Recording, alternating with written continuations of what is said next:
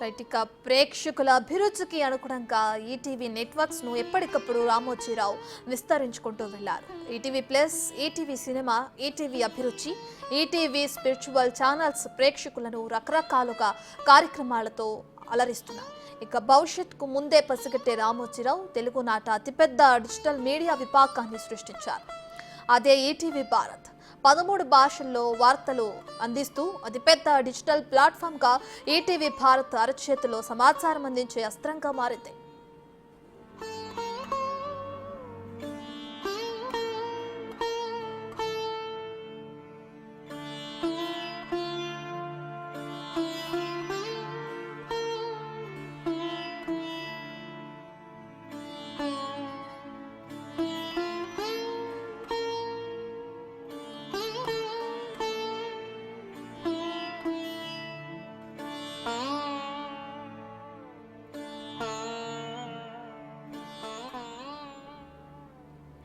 రామోజీరావు 1962 అక్టోబర్లో హైదరాబాద్లో మార్గదర్శి chit fund ప్రారంభించారు. ఇదే ఆయన తొలి వ్యాపారం.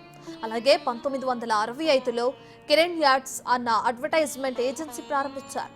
1967 నుంచి 1969 మధ్యకాలంలో ఖమ్మం ప్రాంతంలో వసుంధర ఫెర్టిలైజర్స్ పేరిట ఎరువుల వ్యాపారాన్ని నిర్వహించారు.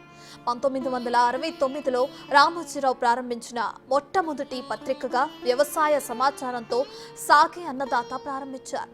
ఇక 1970లో ఇమేజెస్ అవుట్డోర్ అడ్వర్టైజ్మెంట్ ఏజెన్సీ ప్రారంభించారు. దీని బాధ్యతలు ఆయన భార్య రమాదేవి చూసుకునేవారు. రైతు బిడ్డగా మొదలై వ్యాపారవేత్తగా రామోజీరావు ఎదిగారు.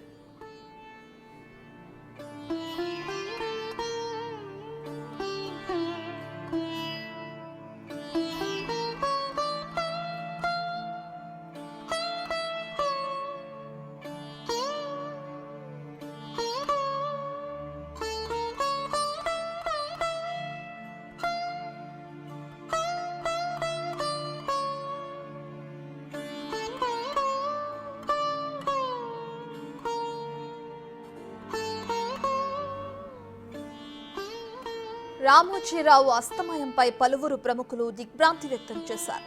మీడియా రంగంలో విలువలతో పాటు నూతన వరవడికి ఎన్నో సంస్కరణలకు ఆద్యుడంటూ ఆయన్ను గుర్తు చేసుకుంటున్నారు.